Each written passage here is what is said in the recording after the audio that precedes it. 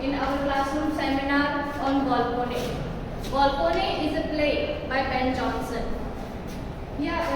I think we should leave aside Ben Jonson and let's talk about Sophocles. Sophocles said ages back ago that rather fall with honor than succeed with fraud. And the Volpone is all about fraud and cons and tricks. But the word honor here is presented by two characters, which are neglected characters in my perspective. One is Celia and another is Bonario. So I would like to talk about Celia because of course I'm a little feminist. So Celia is Corvino's wife, and Corvino is one of the legacy hunters of Volpone. Legacy hunter means that Volpone is selling his property to someone, he is giving it, and Corvino is trying to take it. And to please Volpone to take the property, Corvino is ready to please him. And to please him, he is ready to prostitute his wife Celia. And here Celia, she is a very kind lady. Celia is a voice of religiosity. She is a voice of goodness. But Corvino, he is a very harsh husband. He treats her so horribly, and she is forced so much by Corvino. But Celia, she is a very kind lady. She is so committed to her husband. She is so honest to her husband, and she has that one virtue which no other character has. We can say that Celia is a very weak character. She is not a very brave lady. She is not a very courageous lady with great determination, like Elizabeth Bennet from Pride and Prejudice.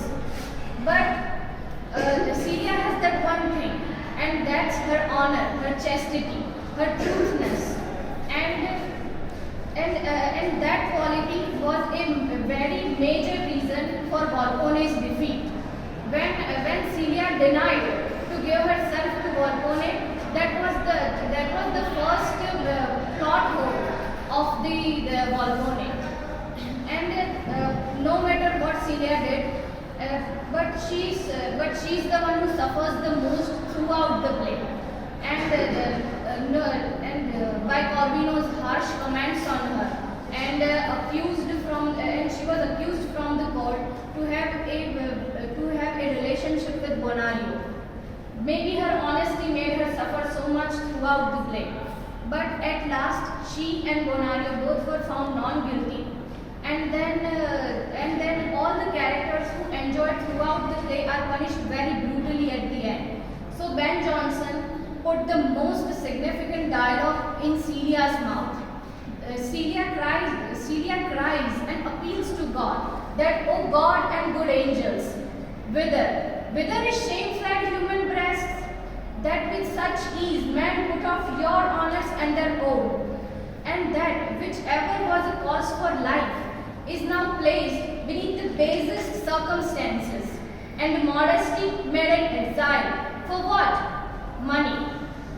And by this dialogue, here Celia, being Jonson's mouthpiece, says that love, life, honor, chastity, these are very most important things in human life, and they are now less valued than money. And this reversed value system has made men dishonorable and shameless in their pursuit of money.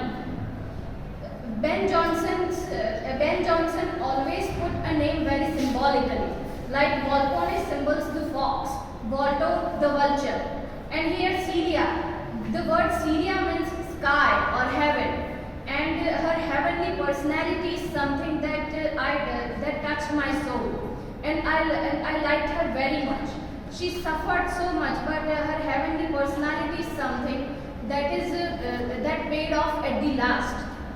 And that was my interpretation about Celia. Thank you so much for being a good listener. As sir asked me that what I loved the most about Celia, and as I first said that I am a little feminist sometimes, and I love when women are encouraged and empowered. But Celia sympathy. She's not so much brave, and she needs help. And she's very neglected in the whole play. Everyone talks about, oh yes, Volpone, oh yeah, Mosca and all. But Celia is someone that, in today's society even, domestic violence is a very big crime. And Celia also represents that. Corvino is very harsh to him. And Celia is someone I love the most because she needs sympathy, she needs courage. And being a woman, I'm ready to encourage her. Very nice. Actually, I do not find any weakness in this character, because till the last breath she continued to fight very decently, because women are very decent. Women can never be violent. So she protested till the last breath, and that is the courage. And her love for values is not hypocrisy. It was real. Very nice answer, Himali. Next presenter. My name is Gautam. Today I express my thought on topic Volpone as a trick master. So listen me carefully. If you don't listen me carefully, so you don't understand other participants' topic. So I tried to justify the quality of Volpone as a trick master as much as I can. So let's start. The Volpone is a Ben Jonson's play. So the whole play based on Volpone's trick. As a Volpone is a protagonist, so he is using his trick and pretend like he. So all three legacy hunter give him an expensive gift like Venetian coin, golden plate, and pearls, and more extra things. And end of the play, the Volpone wrecked the confidence of all three legacy hunters.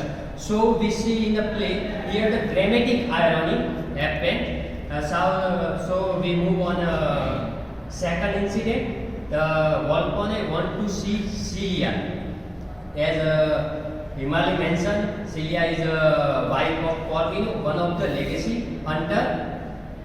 And Celia is the most beautiful woman in Venice. So Volpone is using his trick and disguised himself as an Italian mountebank or a medicine showman. So he become a Scotto Monto and selling the oil front of the Corvino's house. And he engaged in a colorful and a long speech for hawking oil which taught as cure all the disease and suffers. So making this speech to intent of Volpone is to attract the Celia, and finally he is successful in his trick. So this trick show the Volpone is a hedonist con artist. So we move on a third trick. The Volpone spread the rumors of his death and tell Mosca to pretend like he has been his master's aide. And Volpone disguised himself as a Venetian guard because he want to see all legacy hunters' face. So he has gloved each legacy hunter's face over their humiliation without recognition. But here the situational irony happened. Mosca does not let Volpone return into the world of living. So finally the Volpone is successful in his trick, but Volpone is also successful in his trick. So here we see the Volpone, a con artist, also hunted by his parasite. So I hope you understand the play, and further you will understand all the participants' topic. Very nice presentation, and you have justified your topic by elaborating the character of Volpone, that throughout the play, he kept on achieving success by tricking the people, and he is a con artist. But I want to ask you a question, that what is the secret of his success? Why he did not fail? At the end he fails. His own parasites cheated him, trapped him. But why he succeeded? As I mentioned in the second incident, he is a hedonist con artist. So he can't afraid to use his trick. That's why he is successful in his all the tricks. Very nice. Even I am a hedonist, but I cannot do that. Can I ask a question? Yeah, very nice. Okay, please. You said that you chose the topic that Volpone, a trick master. But don't you think Mosca is a more trick master than Volpone because Superb question. and because Mosca is the one who makes all the plots and tell all the lies.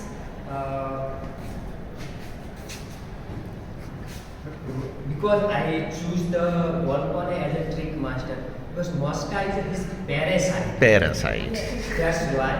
But as all the play, the central character is attract all the and Mosca is his parasite Right. and the second character. That's why I choose this subject because all the participants who don't know about the play, so he understand the play. Very and nice. Other characters and other participants topic. That's why I choose this.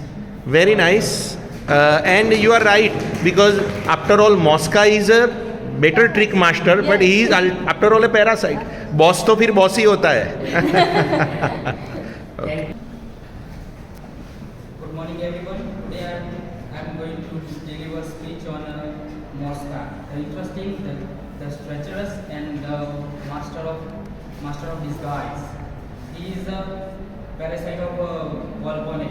He do all the bidding of Volpone and make a false story.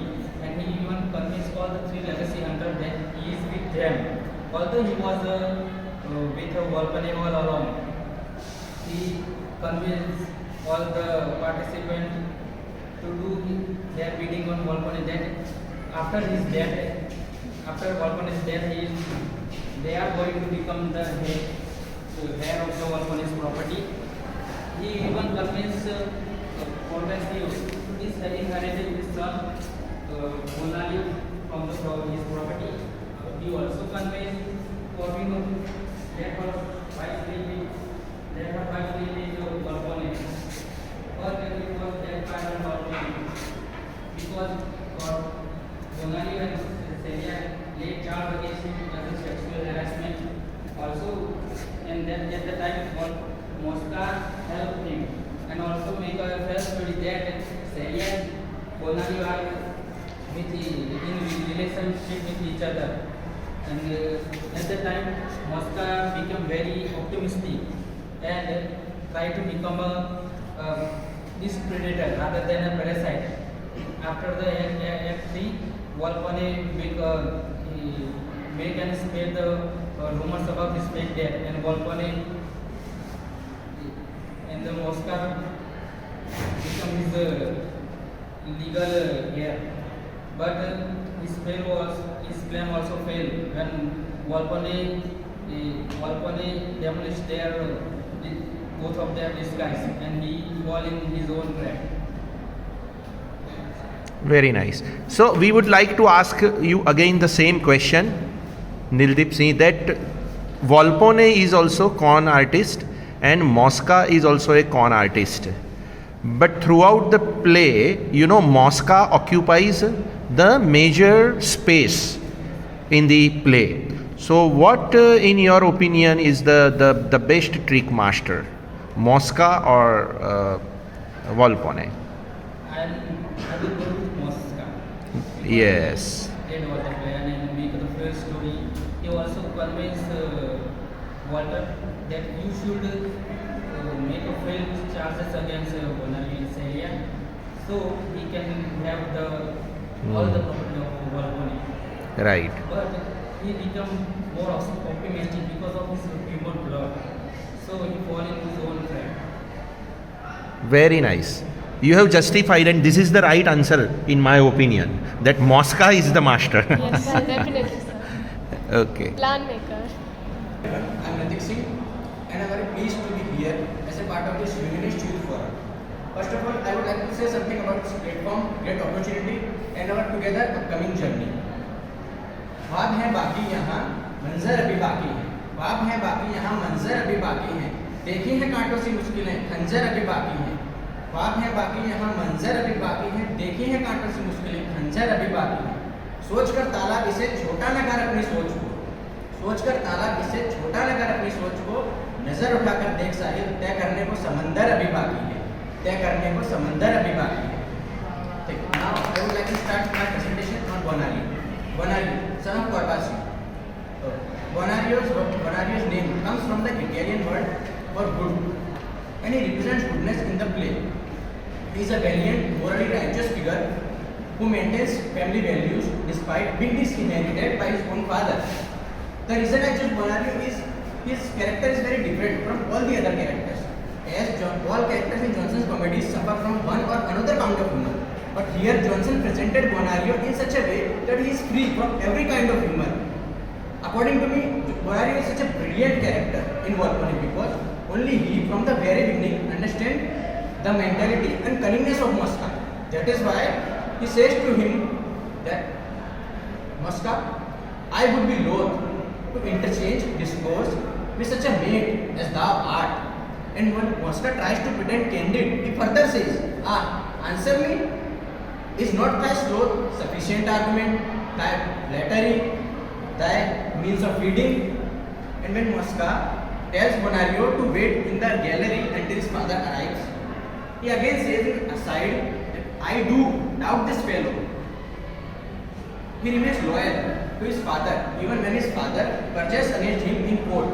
He simply says, Sir, I will sit down and rather wish my innocence should suffer. Then I resist the authority of a father. He courageously rescues Celia from Volpone's attempted rape. He represents bravery and honor, qualities which other characters seem to lack. Thus, from the discussion, I can say that Johnson presented Bonario in such a way to satirize the society that how a common man suffers because of the greed, cunningness and brutal lust of other peoples. But here, the thing which I love the most about Bonario is he chooses to be punished, but never compromises with his values, his morals, and remains firm at the side of truth. Thank you everyone. Thank you for being such attentive listeners. Very nice. Very nice presentation, and a choice is choice shows who Mr. Ritik is. See, this is not the full and final statement. It doesn't mean that the students who have chosen different characters, but you have identified the rarest of the rare thing throughout the play. Only this character, Bonario, possesses the values like Celia, so, and there is no humor in this character. There is no humor. And that is what we need. And at the end, what you said, he does not make a compromise with the values, come what may. So that should be the spirit we all must possess. Any question, friends? Any comments? You can make comments also. You can add something also. This is the custom. I want to make you aware of that. You can add something. Okay? You can make your comment, your observations, anything. Okay, fine. Bye.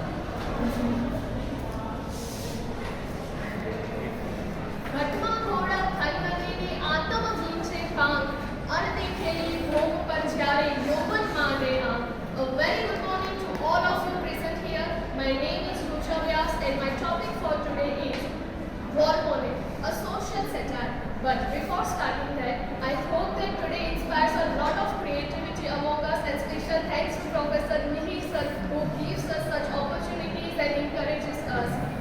Many of my friends have come up with a lot of different ideas about Volpone, and I am also one of them. So, the world of Volpone is purely materialistic and goal-centered. Volpone is mostly recognized as a satiric piece of writing. By means of Volpone, author Ben Jonson mirrored his society where most of the peoples of that time were involved in a negative feature of Renaissance. They lost their morals and degenerated into lower level of society because of their greed for power and wealth.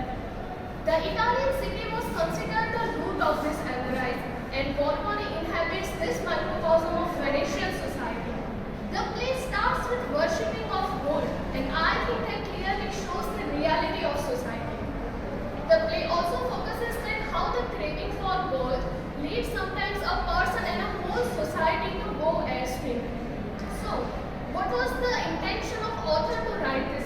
Was it only to entertain the readers?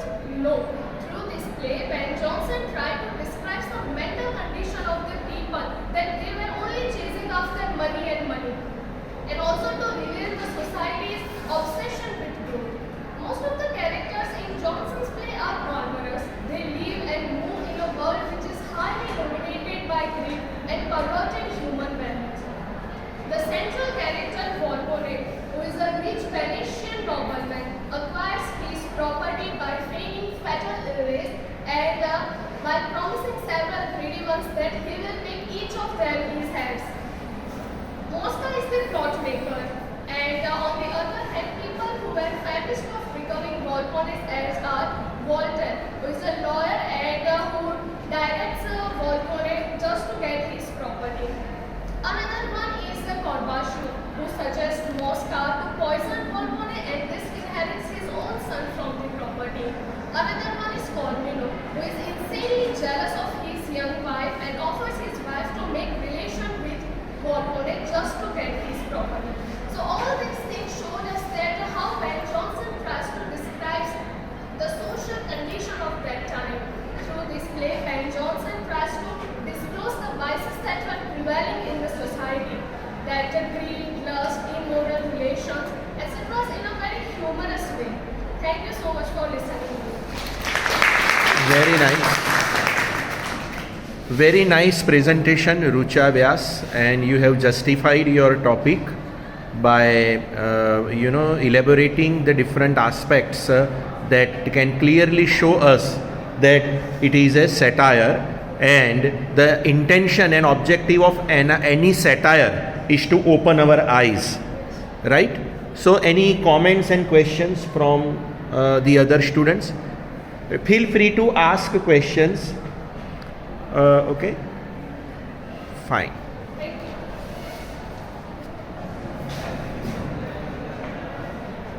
Good morning, class. My name is Jilbin Patel, and today I will be contributing by talking about this question: can Volpone by Ben Jonson acknowledged as a beast fable? Now, before I get into the question, I would like to begin with what actually is a beast fable. Now, a beast fable or a fable, going by the literary meaning, is a short story that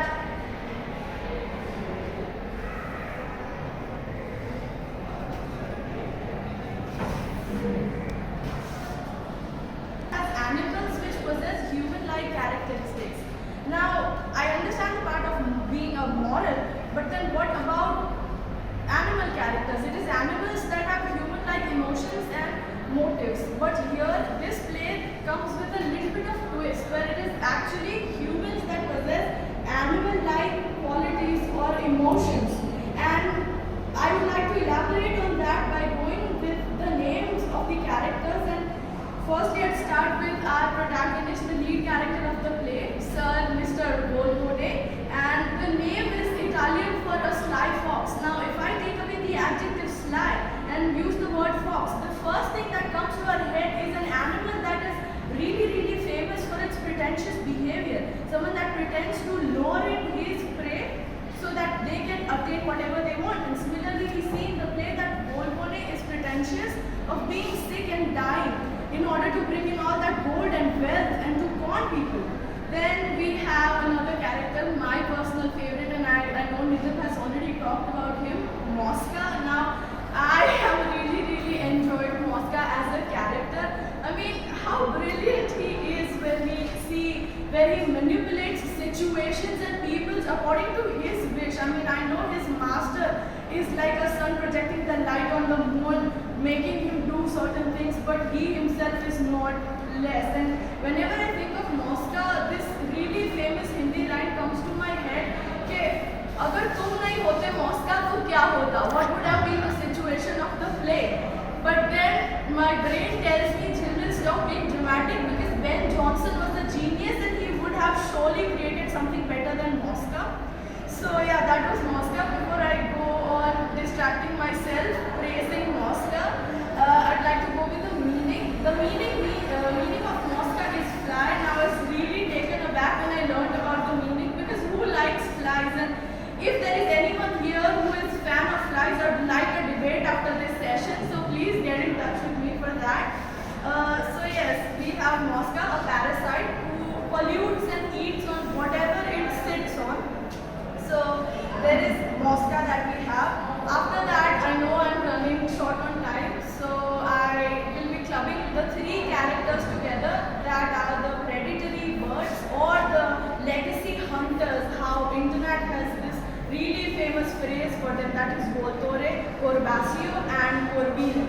Now, Voltore is a vulture, basically it is an Italian word for vulture, and Voltore's character himself is a lawyer, and just how vultures are scavengers, same goes with the lawyers. Someone who has no family ties or anything, who's all by himself preying on dead animals. So basically I'm seeing these con artists as already dead people and him preying on them. That is just. And then we have Corbasio, Raven. Now I was confused between Corbasio and Corbino because some internet sites said that one of the other meant crow and the other meant raven. But then I had to Google the species and basically they belong to same family scientifically. So I'm just gonna consider Corbasio as a raven. Now ravens are really famous for their notorious behavior, and they just let go of their young ones or children if they do not end up being similar to them. And we see through the play that Corbasio disinherits his own son Bonario just because he is not like him. Then we see the character of Corbino, crow. Now we know how greedy crows are, and we do not make it really clear, but then it's Mosca that makes it super clear that how greedy Corbino is, and he comes up with this line that goes, "Did ever man waste for his horns, or courtier would not fly so far for the place." The next characters that we have are Sir and Lady Politic, would be super dramatic, and yes, they are really fun. They bring in this fun element to the play, and their names have been said to be derived from parrots. Now, we know how parrots are really chattery, they chatter, and we see Lady Politic to be really famous for chattering and exhausting anyone and everyone that she talks to. We see Sir Politic would be who has no imagination of himself, he just imitates people. So we have the characters of Sir and Lady Politic would be, and of course I cannot forget the Venetian fashion that Lady Politic would be imitates throughout the play, and that is why I believe the character of parrot really fits well with the name. Then I'd like to look at the play through the lens of literary devices. Now characters, the names cannot just justify a play being a beast fable or not. So I'd like to look at it from the lens of literary devices. Now a beast fable has literary devices like satire, allegory, wit, humor throughout the play, and we also have dramatic irony. Now we see Sir Politic would be as a symbol of English lifestyle and how he makes fun of it by copying it. So it's actually Ben Jonson who portrays him as a symbolic character, making fun of the English culture and the higher men in English society. Then we have Ben Jonson making fun of religion, that is satirizing religion by Volpone when he praises gold. So I have this really famous line by him that he says, "Good morning to the day and next to my goal, open the shrine and I may see the saint." That is him satirizing religion basically. So there is that, and now I would like to come up with the most important element that makes it a beast fable or a fable, that is morality. Now bringing me back to the circle from where I started, fable incomplete without a moral. So the moral that we learned here is that every character is being punished for their own nature of their law, their mistake, or however they committed the crime. I'm not going to go deeper into their crimes because here we all almost know how each character ended up in their own misery and being punished for their own crime. So I'd like to conclude with how Ben Jonson did a brilliant job by using this dint of a technique called beast fable in his play.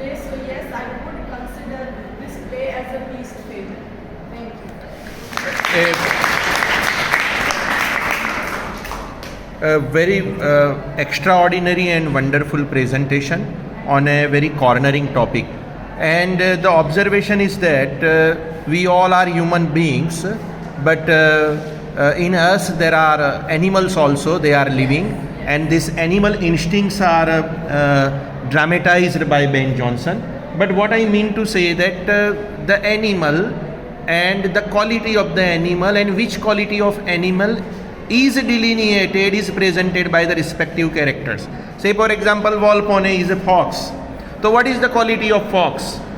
So you said sly behavior. Something sharp, being pretentious. Pretentious. So in other character also, you talked about crow also. Yes. So what exactly the quality of crow that you find in the character? Sir, I find a crow being a really greedy character, and usually we see him being greedy around the harvest. So we see Corvino being at the top of it when everything is laid flat, and he would be the one कि कब ये मिले and कब मैं जाके ले लूं. So we see that in the as a characteristic of Corvino. Yeah.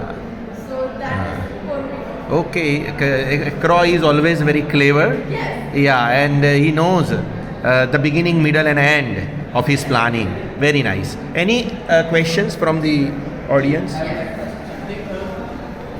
heard that you addressed Volpone as Sir Volpone. Sir is a degree Yes. which is given for knighthood. It is a title, yes. So I would like to know your personal opinion for Volpone, because Johnson kept Volpone as just Volpone.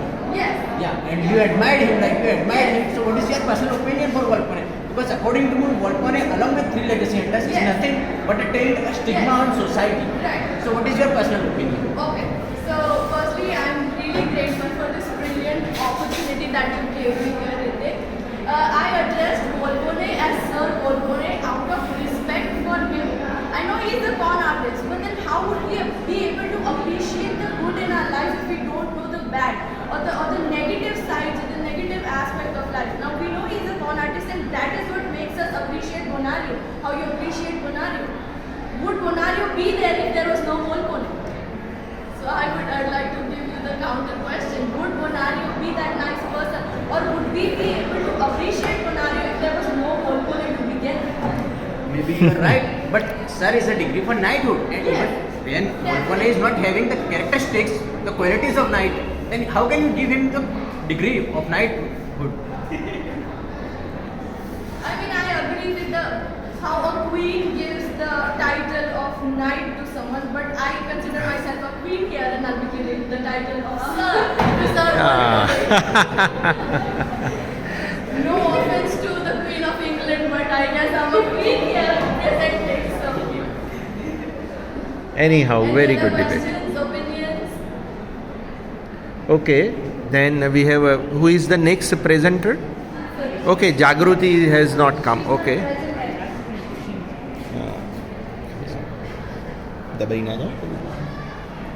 Yes, thank you, friends. So here a big clapping. And I can clearly see that these all participants are would-be professors, would-be activists, would-be journalists, and they have tried their level best to exhibit their talent. And we in the department will keep on organizing these seminars, so all the students will get opportunity. Fine. So again, I congratulate all the participants. Thank you very much for coming over here. The students, the audience, the students of BSM 1, BSM 3, BSM 5, MSM 3, all of you have come here. So thank you so much for being here. And here we end this